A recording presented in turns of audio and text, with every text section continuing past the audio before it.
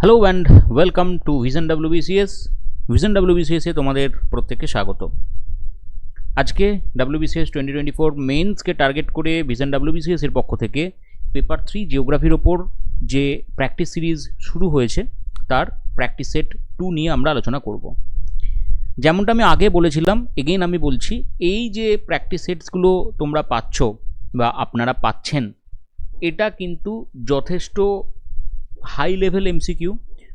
এখানে কিছু প্রশ্ন থাকবে যথেষ্ট টাফ বলে মনে হতে পারে, এবং আমি কিন্তু চেষ্টা করছি প্রত্যেকটা কোয়েশ্চেনকে অ্যাটলিস্ট যেগুলো প্রয়োজন, যেগুলোর কনসেপ্ট ব্যাকগ্রাউন্ড আছে, সেগুলোকে অ্যানালাইজ করে দেওয়ার।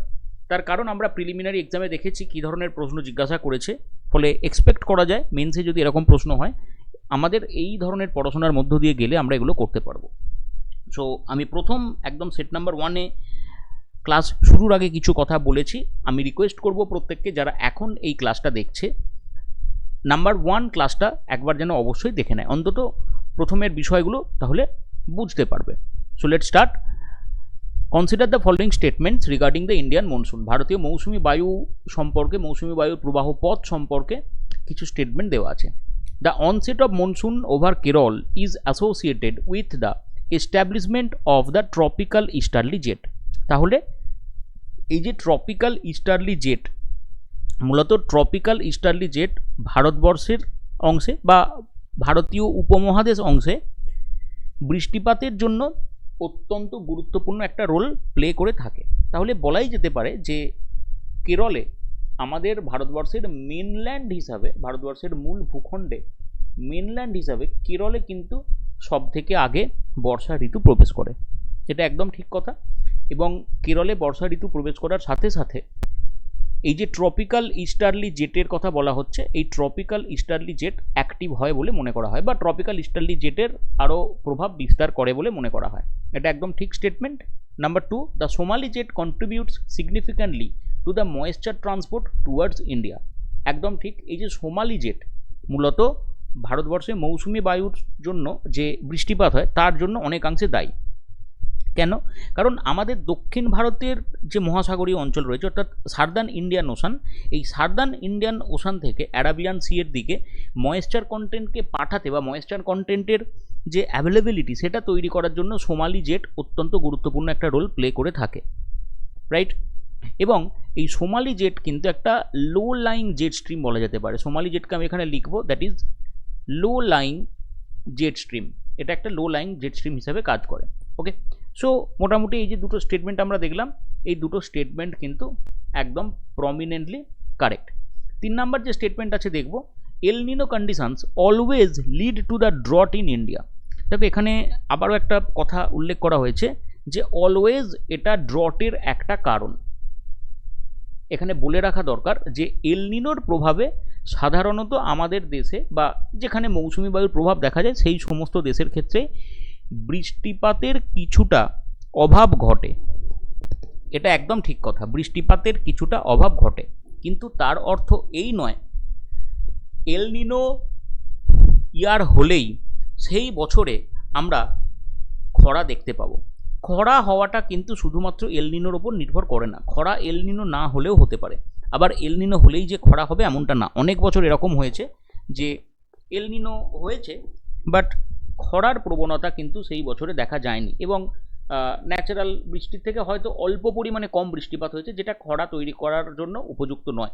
এই যে ইন্ডিয়ান ওশান ডাইপোল, এই ইন্ডিয়ান ওশান ডাইপোলের কনসেপ্টটা এক্ষেত্রে অত্যন্ত গুরুত্বপূর্ণ। ঠিক, এই ইন্ডিয়ান ওশান ডাইপোল আমরা পরবর্তীতে কোনো না কোনো প্রশ্নে এটা ডেফিনেটলি আলোচনা করব যে ইন্ডিয়ান ওশান ডাইপোল কী। এটা অত্যন্ত গুরুত্বপূর্ণ। দেখো, যখন মৌসুমি বায়ু এল নিনোর দ্বারা প্রভাবিত হয়, ঠিক তখন সেখানে বৃষ্টিপাত কম হয়। এবার বৃষ্টিপাত যদি অত্যন্ত কম হয়, সেই ক্ষেত্রে একটা খরা হওয়ার প্রবণতা থাকে, যদিও সেটা আমরা সারফেস অঞ্চলে দেখতে পাই, সাব সারফেস অঞ্চলের ড্রট কিন্তু তখন আমরা দেখতে পাই না। ওকে, এটা মাথায় রাখতে হবে। ফলে সবসময় যে খরা হবে এটা ব্যাপার না। আর এই যে আইওডি বা ইন্ডিয়ান ওশান ডাইপোল, এইটা বেসিক্যালি কি না, মোটামুটি মনে রাখতে হবে যে আমাদের যে ইন্ডিয়ান ওশান আছে তার পশ্চিম দিকে এবং পূর্ব দিকের মধ্যে যে তাপমাত্রার পার্থক্য হয়, ঠিক আছে, এই তাপমাত্রার পার্থক্যের কথা এখানে বলা হচ্ছে। এই দুটি অংশ পশ্চিম এবং পূর্বে যে টেম্পারেচার ডিফারেন্স, এবং এই টেম্পারেচার ডিফারেন্সটাই তো দুটো পোল হিসাবে কাজ করছে, এইটাকে বলা হয় আইওডি। সো এক্ষেত্রে 3 নাম্বার স্টেটমেন্ট আমি নিলাম না, 1 এবং 2কে সঠিক উত্তর হিসাবে উল্লেখ করলাম। নেক্সট কোয়েশ্চেনে যাব। Which of the following river originate from the trans Himalayan region? Trans Himalayan region থেকে কোন কোন নদী উৎপত্তি লাভ করছে? Which of the following rivers originate from trans Himalayan system. অর্থাৎ দেখো, ট্রান্স হিমালয়ান সিস্টেম বলতে এখানে স্পেসিফিক্যালি আমরা যদি দেখি হিমালয়ের উত্তর দিক থেকে, তাহলে ইন্দাস, সতলেজ, ব্রহ্মপুত্র এবং বিয়াস, এখানে 4টি নদী ব্যবস্থার কথা বলা আছে। এখানে যে 4টি নদী ব্যবস্থা, তার মধ্যে আমরা যদি দেখি কোন কোন নদী উৎপত্তি লাভ করছে, স্পেসিফিক্যালি 4 নম্বর নদী অর্থাৎ বিয়াস, এটা ছাড়া ইন্দাস উৎপত্তি লাভ করছে মানসরোবর থেকে, তাই তো, কৈলাসের নর্দার্ন স্লোপ থেকে। সুতলেজ, এটাও ট্রান্স হিমালয় মানসরোবরের দক্ষিণ দিকে অবস্থিত প্রায় রাকাস্তাল রিজিয়ন থেকে উৎপত্তি লাভ করছে। ব্রহ্মপুত্র মানসরোবর থেকে অর্থাৎ কৈলাসের সার্দার্ন স্লোপ থেকে উৎপত্তি লাভ করছে। তাহলে এই কৈলাসে যখনই আমি যাচ্ছি, কৈলাস তো ট্রান্স হিমালয়ের অংশ, সেখানে আমরা পাচ্ছি কিন্তু বিয়াস।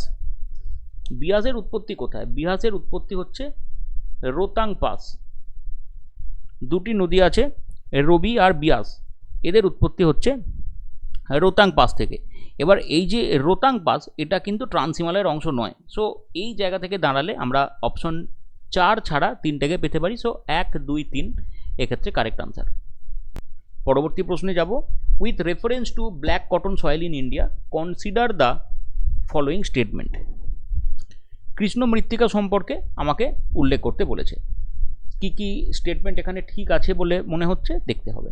ইট is predominantly derived from basaltic rock, অর্থাৎ এই যে সয়েল, ব্ল্যাক সয়েল, এটা ব্যাসাল্ট জাতীয় শিলা থেকে উৎপত্তি লাভ করছে, একদম ঠিক।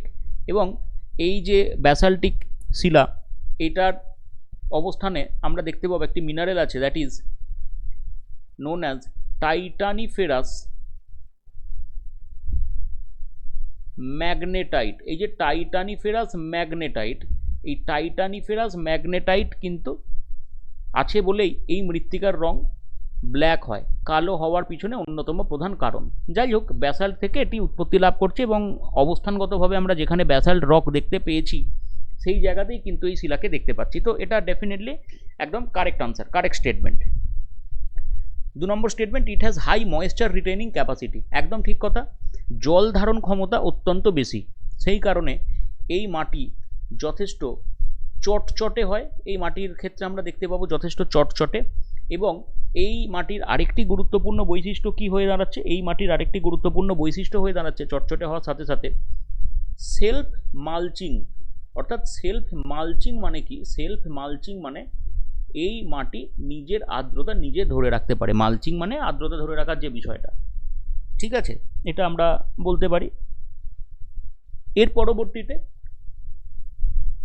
ইট is rich in nitrogen and phosphorus. Nitrogen এবং ফসফরাস জাতীয় উপাদান বেশি থাকে না, নাইট্রোজেন কম থাকে, ফসফরাস কম থাকে। রিচ বলবো না, এটা আমরা লিখতে পারি পুওর। আমরা এখানে কি কি পাবো? লাইম জাতীয় উপকরণ বেশি পেতে পারি, পটাশ জাতীয় উপকরণ বেশি পেতে পারি, লোহা জাতীয় উপকরণ বেশি পেতে পারি, কিন্তু কখনোই নাইট্রোজেন বা ফসফরাস থাকবে না। এটা মোস্ট প্রবাবলি আগের কোয়েশ্চেনটাতেও ছিল। যাই হোক, তাহলে এই স্টেটমেন্ট আমরা নেব না। 1 এবং 2 কারেক্ট আনসার। ভারতবর্ষের কোন জায়গাতে এই মাটি আমরা দেখতে পাবো? স্পেসিফিক্যালি যে জায়গাতে ব্যাসাল্ট রকের অস্তিত্ব পাওয়া গেছে, যে জায়গাগুলিতে ব্যাসাল্ট রক ছিল, সেই জায়গাতে আমরা দেখতে পাবো। এবং এই মাটি অ্যাপ্রক্স আমি যদি এরকম জায়গায় দেখি, এখানে দেখতে পাওয়া যাবে। এই মাটির আরেকটা নাম আছে, সেটা হচ্ছে রেগুর সয়েল। আর ক্যাটেগরি ওয়াইজ এই মাটিকে আমরা বলে থাকি বলয়িত মৃত্তিকা, বা এই মাটিকে বলা হয় জোনাল সয়েল। কেন? কারণ এই মাটি একটা নির্দিষ্ট জোনে দেখা যায়, এবং যে অঞ্চলে এই মাটি উৎপত্তি লাভ করেছে, যে অঞ্চলে এই মাটি উৎপত্তি লাভ করেছে সেই অঞ্চলেতে তার প্রাকৃতিক পরিবেশ সেটার জন্য উপযুক্ত। আমরা সেই সমস্ত মাটিকে আঞ্চলিক মৃত্তিকা হিসাবে বলে থাকি। তাহলে এটা অবভিয়াসলি একটা জোনাল সয়েল হিসাবে আমরা বলতে পারি। Next question number 4, arrange the following mountain paths from west to east. তাহলে কে কোথায় আছে আগে আমরা দেখি। শিবকিলা, শতদ্রু ভ্যালি আমরা জানি, তাহলে শিবকিলা হচ্ছে হিমাচল প্রদেশে, নাথুলা এটা হচ্ছে সিকিমে, জোজিলা শ্রীনগর লেকে কানেক্ট করছে, তাহলে এটা হচ্ছে জম্মু কাশ্মীরে, বোমডিলা অরুণাচল প্রদেশে, তাই তো। তাহলে এইটার অবস্থান যদি আমরা দেখি খুব সহজেই এবার আমরা করে ফেলতে পারি। এই কারণে আমি বারবার যেটা প্রেফার করি যে অলওয়েজ ইউজ এ ম্যাপ। ম্যাপের যদি ধারণা মোটামুটি থাকে অনেকটা সহজ হয়ে যায় কাজটা করা। আমরা জম্মু কাশ্মীর পাচ্ছি এই জায়গাটা, এখানটা হিমাচল প্রদেশ,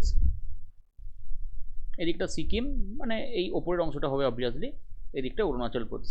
তাহলে জম্মু কাশ্মীরে ছিল জোজিলা, জোজিলা আমরা 3 নম্বরে পাচ্ছি, এটা 1 2 3 4, তাহলে 3 থেকে শুরু হবে, 3 জোজিলার পর হচ্ছে হিমাচল প্রদেশ শিবকিলা 3 1, তারপর হচ্ছে নাথুলা সিকিমে আমরা পাচ্ছি নাথুলা 3 1 2 3 1 2, দেখো এটা 3 1 তারপর 4 হয়ে গেছে, হবে না, option A will be the correct answer. Next question, which of the following R characteristics of western disturbance. Western disturbance বা পশ্চিমী ঝঞ্ঝার কী কী ক্যারেক্টারিস্টিক্স আছে। মূলত এটা আমরা শীতকালে বৃষ্টিপাত ঘটাতে দেখি ভারতবর্ষের উত্তর পশ্চিম অংশে, তাই তো।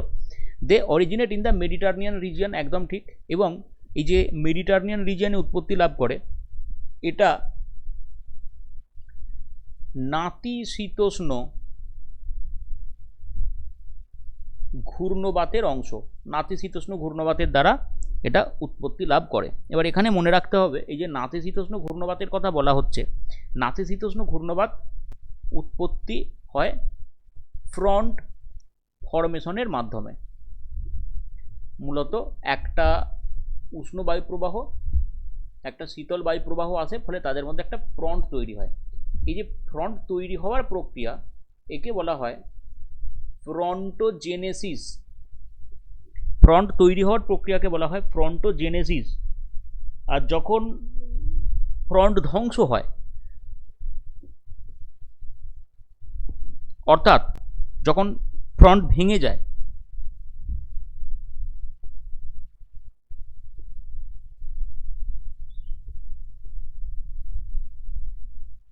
তাকে বলা হয় ফ্রন্টোলাইসিস। এই টার্মটা মাথায় রাখবে, ফ্রন্টোজেনেসিস এবং ফ্রন্টোলাইসিস, এইটা মাথায় রাখবে। নেক্সট আমরা যে বিষয়টা এখানে দেখব যে এটা মেডিটারনিয়ান রিজিয়নে উৎপত্তি লাভ করে, তার কারণ হচ্ছে এখানে এই ভূমধ্যসাগরীয় অঞ্চলে নাতিশীতোষ্ণ ঘূর্ণবাত তৈরি হওয়ার একটা উপযুক্ত অবস্থা রয়েছে, ঠিক। They bring winter rainfall to north western India. আমার ভারতবর্ষে এটা যখন প্রবেশ করে, আমি কোয়েশ্চেনটা অ্যানালাইজ শুরু করার আগেই বললাম যে পাঞ্জাব হরিয়ানা অঞ্চলে মূলত এটা ব্যাপক বৃষ্টিপাত ঘটাতে হেল্প করে।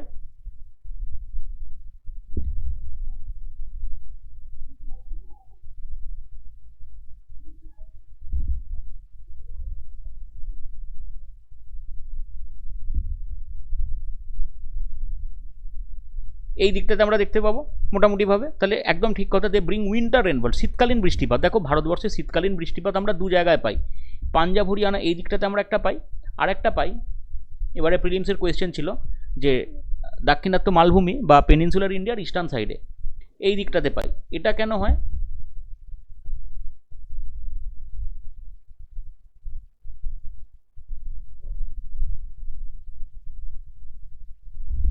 রিট্রিটিং মনসুনের জন্য, এটা হয় রিট্রিটিং মনসুনের জন্য, তাই তো। তাহলে দুটো জায়গা আমরা দেখতে পাই স্পেসিফিক্যালি উইন্টার রেনফল হয়, এটা একদম ঠিক। তাহলে প্রথম স্টেটমেন্ট ঠিক, দ্বিতীয় স্টেটমেন্ট ঠিক। They are associated with tropical cyclone. না, ট্রপিক্যাল সাইক্লোন কোথায় হবে? ট্রপিক্যাল সাইক্লোন ট্রপিক্যাল রিজিয়ানেতে হবে, অর্থাৎ উষ্ণ অঞ্চলে হবে। এখানে মেডিটারনিয়ান রিজিয়ান কখনো ট্রপিক্যাল না। মেডিটারনিয়ান রিজিয়ানের চরিত্র হচ্ছে দে আর টেম্পারেট, নাতিশীতোষ্ণ, সেখানে নাতিশীতোষ্ণ সাইক্লোন হয়, নাতিশীতোষ্ণ ঘূর্ণবাত হয়। ট্রপিক্যাল মানে হচ্ছে ক্রান্তীয় ঘূর্ণবাত, এর অর্থ হচ্ছে ক্রান্তীয় ঘূর্ণবাত। তাহলে কারেক্ট আনসার কি হবে? কারেক্ট আনসার 3 নাম্বারটা হবে না, 1 আর 2 হবে কারেক্ট আনসার। কেন, কি বৃত্তান্ত, সবটা বললাম। Next moving on to question number 6, how many pairs given above are correctly matched, নিম্নলিখিতগুলির মধ্যে কোনটা ঠিক আছে। কতগুলো পেয়ার এখানে বলা হয়েছে, এখানে ম্যাচ করতে বলা হয়নি যে কোনটা কার সাথে আছে বা কোনটা ঠিক কোনটা ভুল, এখানে জাস্ট বলতে হবে যে কতগুলো পেয়ার, একটা দুটো তিনটে চারটে। এবারের প্রিলিমিনারিতে কিন্তু এটা প্রশ্নটা দিয়েছিল, এই প্রশ্নটা না, এই টাইপের প্রশ্ন। তাহলে আমরা যদি দেখি, চম্বল কার উপনদী? যমুনার উপনদী, ঠিক আছে। সোন গঙ্গার উপনদী, পাটনার কাছে গিয়ে মিশছে, এটাও ঠিক আছে। ওয়ার্ধা কার উপনদী? এটাও ঠিক আছে, ওয়ার্ধা, পেনগঙ্গা এগুলো সব গোদাবরীর উপনদী। আর ভীমা, তুঙ্গভদ্রা এরা কৃষ্ণার উপনদী। তাহলে এখানে যে চারটে উপনদীর কথা বলা হয়েছে চারটেই ঠিক। সো অল ফোর, চারটে নদী ব্যবস্থাই একদম সঠিক ওরিয়েন্টেশনে আছে, প্রত্যেকে কারেক্ট অবস্থানে আছে। নেক্সট আমরা যাব question number 7, which one of the following districts receive the highest average annual rainfall in India? তাহলে এখানে ডিস্ট্রিক্টের কথা বলা হয়েছে যে ভারতবর্ষে অ্যাভারেজ রেনফলের ভিত্তিতে আমরা যদি দেখি সবথেকে বেশি এই রেনফলের প্রাপ্তি কোথায় ঘটে। স্বাভাবিকভাবে আমরা জানি ভারতবর্ষের উত্তর পূর্ব দিকে যে মৌসিনরাম রিজিয়ন আছে সেখানে সবথেকে বেশি বৃষ্টিপাত হয়, ঠিক। অ্যাকচুয়ালি এখানে ডিস্ট্রিক্ট হিসেবে বলা হয়েছে। এবার ডিস্ট্রিক্ট হিসেবে কিন্তু মৌসিনরাম ডিস্ট্রিক্ট না, এটা মৌসিনরামের অবস্থান হচ্ছে ইস্ট খাসি ডিস্ট্রিক্ট, এটা ইস্ট খাসি ডিস্ট্রিক্টে অবস্থিত মেঘালয়তে, ঠিক। এবং এই জায়গাটা ওয়েটেস্ট পয়েন্ট হিসাবে পরিচিত। তাওয়াং অরুণাচল প্রদেশে অবস্থিত, নীলগিরি দাক্ষিণাত্য মানে তামিলনাড়ুতে, এবং দার্জিলিং ওয়েস্ট বেঙ্গলের একটা গুরুত্বপূর্ণ hill station. Next, consider the following statements regarding laterite soil. Laterite মাটি সম্পর্কিত কিছু তথ্য দেওয়া আছে। It develops under condition of high temperature and heavy rainfall. It is rich in humus. It is suitable for tea and coffee cultivation with proper manuring. তাহলে এখানে যে স্টেটমেন্টগুলি দেওয়া আছে সেখানে আমাকে দেখতে হবে কোনটা কোনটা হচ্ছে বা হচ্ছে না। So first of all, it develops under condition of high temperature and heavy rainfall, একদম ঠিক কথা। হাই টেম্পারেচার যদি কোনো জায়গায় থাকে এবং হেভি রেনফল যদি কোনো জায়গায় হয়, এই রেনফল কি করবে? লিচিং পদ্ধতিতে সাহায্য করবে। অর্থাৎ লিচিং পদ্ধতি মানে কি? লিচিং পদ্ধতি মানে হচ্ছে উপরের স্তর থেকে, মৃত্তিকার উপরের স্তর থেকে প্রোফাইলের নিচের স্তরে সমস্ত উপকরণগুলি জলের সাথে ধৌতীকরণ প্রক্রিয়া নেমে আসা। এই যে পদ্ধতিটা, এটাকে লিচিং বলা হয়। তাহলে ডেফিনেটলি এটা একটা প্রয়োজনীয় পদক্ষেপ, এটা অবশ্যই দরকার, number 1। Number 2, it is rich in humus. দেখো, এই যে ল্যাটেরাইট মাটি, এটা হিউমাসহীন হয়, nominal amount of humus is found. তাহলে it is rich in humus, এই স্টেটমেন্টটা নেওয়াই যাবে না। 2 নাম্বারটা যেখানে যেখানে আছে সেটাকে আগে আমাকে বাদ দিতে হবে।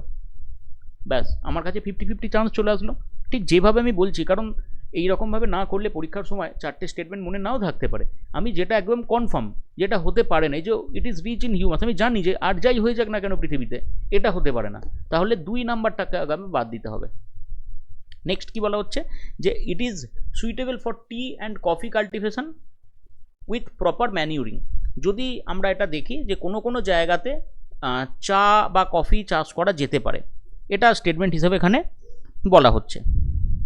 ওকে, তাহলে আমরা দক্ষিণ ভারতের ক্ষেত্রে কিছু কিছু জায়গায় দেখতে পাই, তামিলনাড়ু অঞ্চলেতে, ফলে ইট ইজ সুইটেবল, দুটো কন্ডিশন দিয়েছে, প্রপার ম্যানুয়ারিং। আর আমি এখানে আরেকটা বিষয় যদি উল্লেখ করে দিই যে জলসেচটা দরকার, সেটাও যদি প্রপারলি পাওয়া যায় মোটামুটি চাষ করা যায়। সুইটেবল এখানে তো বলা হচ্ছে না যে ইট ইজ দ্য অনলি বা it is the best in quality, একদমই না, ঠিক। তাহলে এক্ষেত্রে করা যেতে পারে। অপশন 1 আর 3 যেহেতু আছে, আমি এটাকে নিতে পারি। এই কারণে আমি 1 এবং 3কে এখানে নিচ্ছি, কারণ আমরা দক্ষিণ ভারতের যে চা চাষের জায়গাগুলো দেখি সেক্ষেত্রে কিন্তু এটা গুরুত্বপূর্ণ রোল প্লে করে, এই ধারণাটা। Next, which of the following state share A boundary with Bhutan. ভুটানের সাথে বাউন্ডারি কোন কোন রাজ্য শেয়ার করছে, তাই তো? ভুটানের সাথে বাউন্ডারি কোন কোন রাজ্যের মধ্যে দেখা যায়? সো আমরা জানি ওয়েস্ট বেঙ্গলের সাথে আছে। ওয়েস্ট বেঙ্গল তো ফার্স্ট কমন একটা বাউন্ডারি আমরা এখানে পেয়েই যাব। এছাড়া আমরা আর কাকে কাকে পাবো? আমরা যদি ম্যাপে দেখি, এই হলো ভুটান, এর পাশে এই যে রাজ্যটি, এটি হচ্ছে সিকিম। ওয়েস্ট বেঙ্গলের সাথে আমরা আলিপুরদুয়ার, ডুয়ার্সের এই যে অঞ্চলটা, এইটা হচ্ছে ওয়েস্ট বেঙ্গল, রাইট। এরপর অরুণাচল প্রদেশ, এই দিকে আমরা অরুণাচল পাবো, কারণ ওই দোকালাম এবং যে প্রবলেমটা এটা অরুণাচল প্রদেশ এইরকমভাবে আছে। আর এই দিকের যে অংশটা এরকমভাবে আমরা পাবো, এটা হচ্ছে আসাম। তাহলে চারটেই হবে, 1 2 3 4, option C will be the answer. 1 2 3 4, option C will be the answer. Okay, so এই চারটে আমরা পাবো। এরকম প্রশ্ন জিজ্ঞাসা করে। সো যারা যারা এই ধরনের প্রশ্নের, এই স্ট্যান্ডার্ডের প্রশ্নের ওপর একটা মক টেস্টের খোঁজ করছো, তারা ডেফিনেটলি ভিশন WBCS এর এই মক টেস্টটা অ্যাভেল করতে পারো। টোটাল 60টা ফুল মক টেস্ট পাবে, পেপার 1 থেকে পেপার 6 পর্যন্ত, অনলাইন প্লাস PDF মডেলে। Compulsory Bengali and English study material পাবে এবং 10 মক পাবে ইচ পেপারে। ডেইলি এডিটোরিয়াল পাবে টেলিগ্রাম গ্রুপের মাধ্যমে। 2025-26 মান্থলি কারেন্ট অ্যাফেয়ার্সের যে MCQ কম্পাইলেশন তার PDF পাবে, প্রিন্টেবল PDF। EVS সায়েন্স এবং টেকনোলজি স্ট্র্যাটেজিকে মানে পেপার 4 তার কভারেজ থাকছে, রিভিশন নোটস থাকছে এবং 2014 থেকে 2023 GS সলিউশন PDF থাকছে। যারা যারা চাইছো তারা যোগাযোগ করতে পারো। চলো পরবর্তী কোয়েশ্চেনে যাওয়া যাক। Consider the following statement. নিম্নলিখিত স্টেটমেন্টগুলিকে দেখা যাক। The Deccan trap is one of the largest volcanic provinces in the world. The Rajmahal traps are older than the Deccan traps.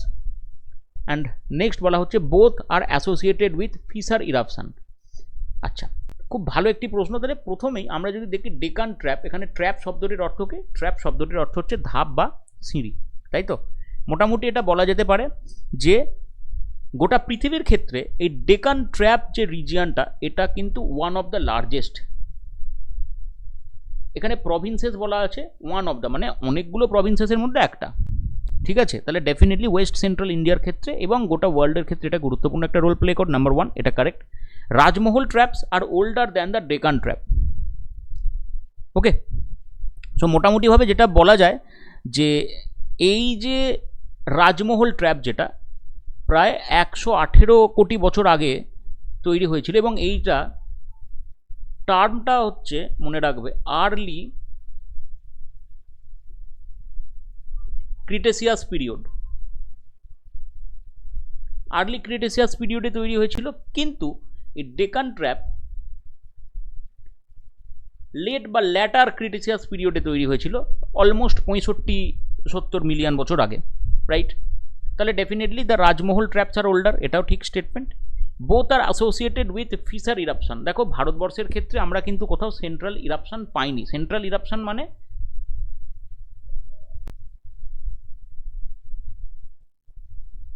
যে ইরাপশনে এরকম কেন্দ্রীভূতভাবে অগ্নুৎপাত হয়, বিস্ফোরণ সহযোগে অগ্নুৎপাত হয়, ঠিক আছে? এরকম বিস্ফোরণ সহযোগে অগ্নুৎপাত হয় তাকে বলা হয়। আর ফিসার মানে কোনো ফাটল দিয়ে বা মুখ দিয়ে এরকমভাবে স্প্রেডেড হচ্ছে, বেরিয়ে আসছে উইদাউট এনি এক্সপ্লোশন, তাকে বলা হয় ফিসার বা আইসল্যান্ডিক টাইপ। তাহলে both are associated with fissure, এটা তো আমরা বলতেই পারি। ভারতবর্ষে কি কোথাও আমরা এই অর্থে অগ্নুৎপাত দেখেছি এটার মতো অগ্নুৎপাত দেখেছি না? তাহলে কারেক্ট আনসার হবে 1 and 2, option A. Next, consider the following statement. The Deccan trap is one of the largest volcanic provinces in the world. আচ্ছা, এটা কি সেম কোয়েশ্চেন রিপিট হয়ে গেছে? আচ্ছা, কোয়েশ্চেন নাম্বার 10 রিপিট হয়ে গেছে। চলো এটা আমরা বাদ দিচ্ছি, আমরা যেহেতু এটা আগেটা করেছি এটা আমি বাদ দিলাম। Question number 11, which of the following rivers drain into the Arabian sea. আরব সাগরে কোন কোন নদী পতিত হয়েছে? তাহলে বলা যেতে পারে এখানে পশ্চিমবাহিনী নদীগুলির কথা জানতে চেয়েছে। দেখো এই ধরনের প্রশ্ন আসতে পারে, একদম ডাইরেক্ট প্রশ্ন, খুব ইজি প্রশ্ন, যে আরব সাগরে কোন কোন নদী পতিত হয়েছে। আমরা যদি দেখি সবরমতী, মাহি, নর্মদা, এই তিনটে নদী তো ডেফিনেটলি আমরা পাবো। সো এই তিনটে নদীর প্রবাহ পথ কোথায় আমরা যদি দেখি, মোটামুটি এই যে গালফ অফ ক্যাম্বে রিজিয়ন রয়েছে, এই গালফ অফ ক্যাম্বেতে নর্মদা, তাপ্তি, মাহি, সবরমতী, এই যে জায়গাটা, that is Gulf of Cambay, এখানে মিলিত হয়েছে। কিন্তু পেন্নার, এই পেন্নার নদী, এটা বে অফ বেঙ্গলে গেছে। ওকে, এটা বে অফ বেঙ্গলেতে গেছে। So 1 2 3 is the correct answer. Next কোয়েশ্চেনে যাব। Question number 12, consider the following statements regarding Indian coral reef. Coral reef সম্বন্ধে ভারতবর্ষের যে কোরাল রিফের অবস্থান, সেই কোরাল রিফ সম্বন্ধে এখানে জানতে চেয়েছে। সো ফার্স্ট অফ অল আমরা যদি কোরালের কথা বলি, কোরাল কি না, কোরাল হচ্ছে একটা সাবমেরিন পলিপ, বা আমরা লিখতে পারি সি পলিপ। এবং এদের ক্ষেত্রে এরা কি করে না, বিভিন্ন যে অ্যালগিজ থাকে, অ্যালগির সাথে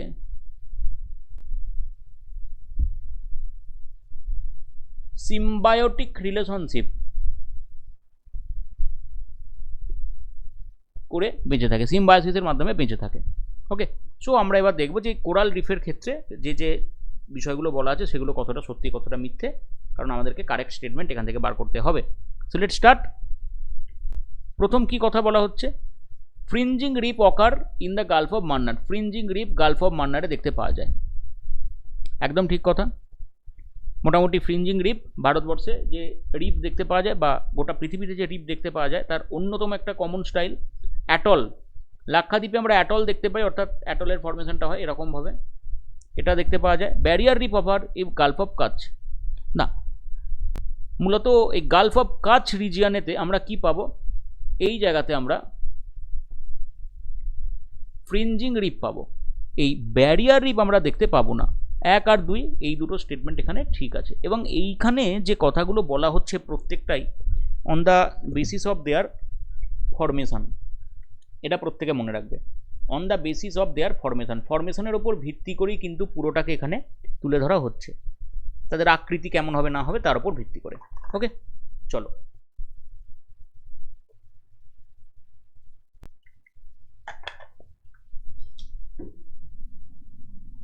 নেক্সট বলা হচ্ছে খুব easy question, the rivers Subansiri, Dibang, Lohit, এই যে নদীগুলি রয়েছে এই নদীগুলি কোন নদীর উপনদী, এই নদীগুলি কোন নদীর উপনদী।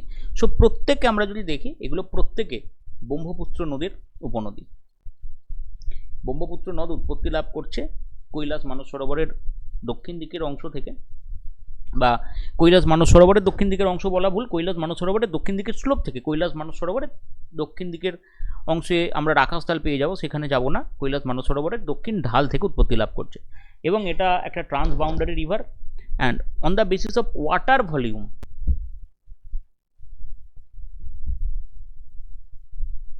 এটা অত্যন্ত গুরুত্বপূর্ণ। Next, which of the following factor contribute to the occurrence of desert condition in western Rajasthan? পশ্চিম রাজস্থানে আমরা যদি দেখি, স্পেসিফিক্যালি রাজস্থান মানেই প্রায় মরু অঞ্চল, এবার এর মধ্যে আবার স্পেসিফিক্যালি মরুস্থলী যদি অঞ্চলটার কথা বলা হয় তাহলে কিন্তু পশ্চিম রাজস্থান অঞ্চলটাই আমাদেরকে যেতে হবে। তাহলে এই যে পশ্চিম রাজস্থান অঞ্চল, এটা কেন মরু অঞ্চলে রূপান্তরিত হয়েছে, কি এমন কারণ রয়েছে মরু অঞ্চলে রূপান্তরিত হওয়ার, সেটা নিয়ে প্রশ্নটা জানতে চেয়েছে। এই হচ্ছে গুজরাট, এই দিকের অংশটা হচ্ছে রাজস্থান। মোটামুটি আমরা যদি এটা দেখি তাহলে প্রথম কারণ যেটা, যে আরাবল্লী runs parallel to the south west monsoon wind, একদম ঠিক কথা। তাহলে আরাবল্লী অবস্থান করছে কোথায়, দিল্লি থেকে পালানপুর পর্যন্ত এই রকমভাবে গুজরাটের আরাবল্লী অবস্থান করছে। এবার যখন মৌসুমি বায়ু ঢোকে, দক্ষিণ পশ্চিম মৌসুমি বায়ু এরকমভাবে ঢুকছে ভারতবর্ষে, তাই তো, আর এরকমভাবে ঢুকছে একটা বে অফ বেঙ্গল, একটা আরব সাগরীয় শাখা, এরকমভাবে পালঘাট গ্যাপ দিয়ে যখন বেরিয়ে যায়, এরকমভাবে বেরিয়ে যায় গিয়ে পাঞ্জাব হরিয়ানা অঞ্চলে যায়। ফলে দেখো এই যে আরাবল্লীর সাথে প্যারালাল, আরাবল্লীর বৃষ্টিহীন অঞ্চল যেটা লিওয়ার্ড সাইড, সেই লিওয়ার্ড সাইডে বৃষ্টি কম হচ্ছে, অর্থাৎ এই আমি এই দিকটার কথা বলছি, তাহলে এইদিকে মরুভূমি হতে পারে, এই স্টেটমেন্টটা ঠিক। ডিস্টেন্স ফ্রম দ্য সি, সমুদ্র অঞ্চল থেকে দূরবর্তী স্থানে অবস্থিত, এইটা কতখানি ঠিক। দেখো গুজরাটের কোস্টাল রিজিয়ন আমরা আছে জানি, কিন্তু রাজস্থানের তো কোস্টাল রিজিয়ন অ্যাজ সাচ নেই। ফলে এই যে স্টেটমেন্টটার কথা বলা হচ্ছে, রাইট, এই যে স্টেটমেন্টের কথা বলা হচ্ছে এটাও কিন্তু একদম ঠিক কথা। তাহলে ডিস্টেন্স ফ্রম দ্য সি, যদি ডিস্টেন্স না থাকতো তাহলে একটা প্রায় আমি লিখতে পারি যে সমভাবাপন্ন জলবায়ু দেখা যেত। এবং আরেকটা বিষয় হচ্ছে এই অঞ্চলে অ্যামাউন্ট অফ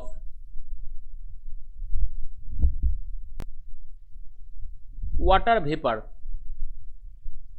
এটাও ঠিকঠাক পরিমাণে থাকতো। ফলে এই জলের অভাবটা, মানে ডেজার্ট রিজিয়ন কেন, ডেজার্ট কাকে বলে, যেখানে জলের অভাব রয়েছে, গাছপালা ফল ফুল সমৃদ্ধ হয় না, তাকেই তো বলে, সেটা আমরা দেখতে পেতাম। Presence of cold ocean current, presence of cold ocean current, এখানে শীতল সমুদ্র স্রোত আসবে কোথা থেকে, এই যে বলে দিচ্ছে presence of cold ocean current, তাহলে এটা তো হতে পারে না। সো এই স্টেটমেন্টটা আমরা নেব না, কারেক্ট আনসার হবে অনলি 1 and 2। আশা করব প্রত্যেকের কাছে বোঝা যাচ্ছে। তোমরা যারা যারা ক্লাসটা দেখছো তাদের কাছে আমার এটাই রিকোয়েস্ট থাকবে, আমি আমার মতো করে প্রত্যেকটা কোয়েশ্চেনকে অ্যানালিটিক্যাল ওয়েতে বলে দিচ্ছি।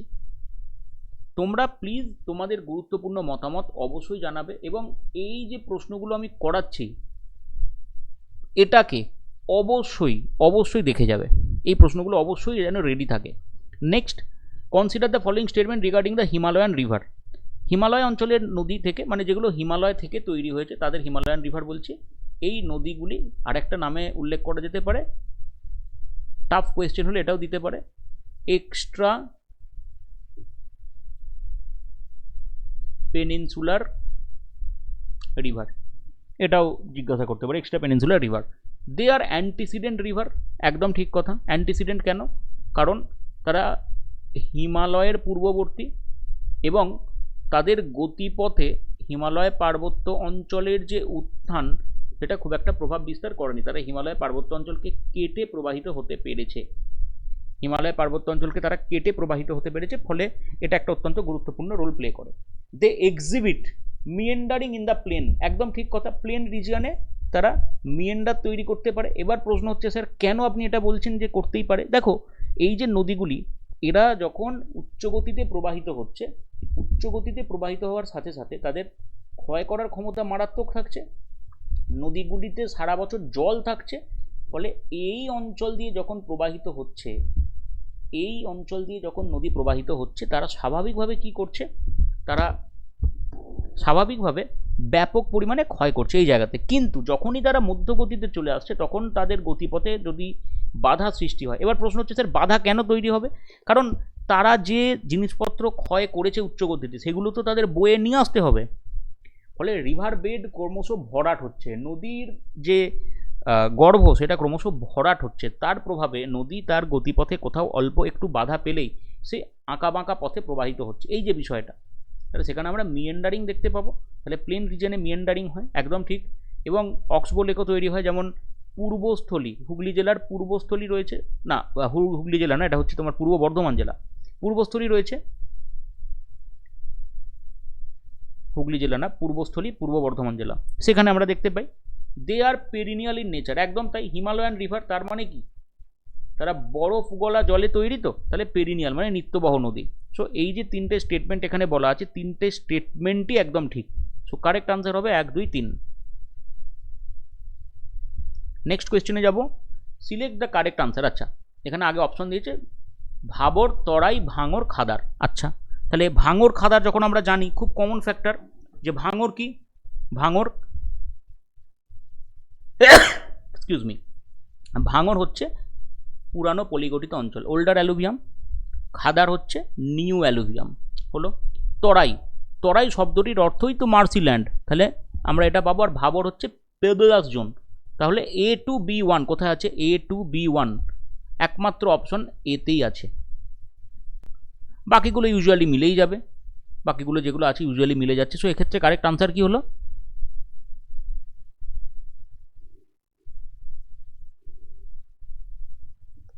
Option A will be the correct answer. I think এটা প্রত্যেকে তোমরা বুঝতে পারছো, এবং আমি এখানে তোমাদের যেভাবে বলতে চাইছি যে প্রত্যেকটার ক্ষেত্রে এই এক্সপ্লেনেশনটা মাথায় রাখবে। Next we will talk about question number 17, 7 হয়ে গেছে যে কোনো কারণেই হোক, যাই হোক, it will be question number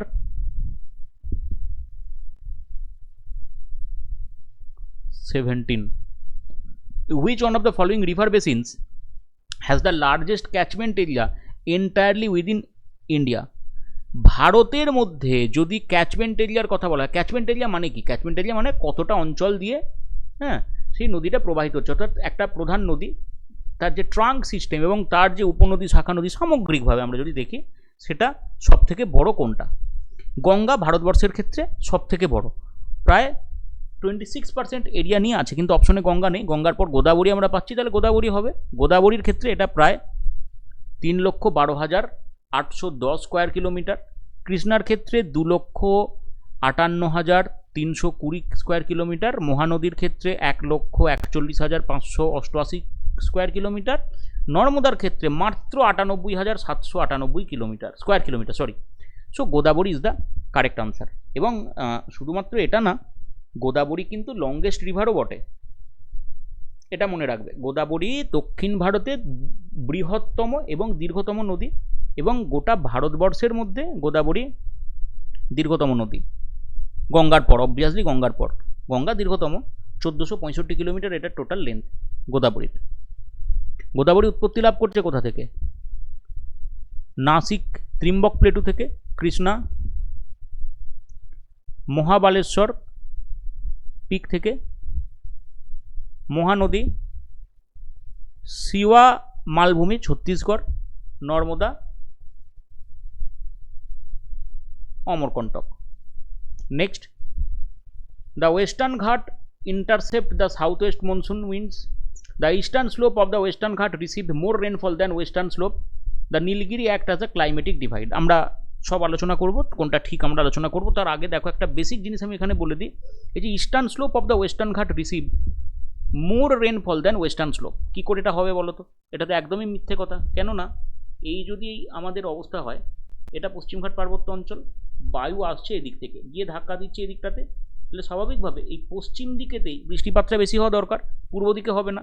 তাহলে ওয়েস্টার্ন স্লোপের তুলনায় ইস্টার্ন স্লোপে বেশি বৃষ্টিপাত হয়, এই যে স্টেটমেন্টটা এটা ভুল। তাহলে 2 যেখানে আছে সেটাকে ক্যান্সেল আউট করে ফেলা যেতে পারে। সো আমার কাছে অপশনটা আরও বেশি ইজি হয়ে গেল, আইদার 1 এবং 3 অথবা 1। তাহলে 3 নম্বর অংশটা আমরা যদি দেখি কি বলছে, যে Nilgiri act as a climatic divide. দেখো ক্লাইমেটিক ডিভাইড মানে এখানে বৃষ্টিপাতের পরিবর্তনশীলতার কথা বলা হচ্ছে মোস্ট প্রবাবলি, যে কোনো একটা পার্টিকুলার অঞ্চল, কোনো একটা পার্টিকুলার অঞ্চল রয়েছে, সেই পার্টিকুলার অঞ্চলের দুটো সাইড, নীলগিরি কোথায়, যেখানে আমরা দুটো ঘাটের মিলন দেখতে পাচ্ছি, ফলে নীলগিরির পশ্চিম দিকে বৃষ্টিপাতের পরিমাণ বেশি, কিন্তু নীলগিরির পূর্ব দিকে বৃষ্টিপাতের পরিমাণ কম। সো এটা ক্লাইমেটিক ডিভাইড হিসাবে যে কাজ করছে আমি এটাকে বলতে পারি। আমি এক্ষুনি পশ্চিমঘাটের এক্সাম্পল দিলাম, তাহলে প্রমাণ সহযোগে বলা যায় এটা 3টা কারেক্ট। তাহলে 3 আমায় রাখতেই হবে। দেখো একমাত্র অপশন এ পড়ে থাকছে যেখানে আমার 3 রাখতেই হবে, এখানে শুধু কিন্তু 1 আছে, সেই কারণে আমি নেব না। বাট স্টিল আমি তো এরকমভাবে বলবো না, আমি স্টেটমেন্টটাকে এক্সপ্লেন করবো। দ্য ওয়েস্টার্ন ঘাট intercept the south west monsoon wind, একদম ঠিক কথা।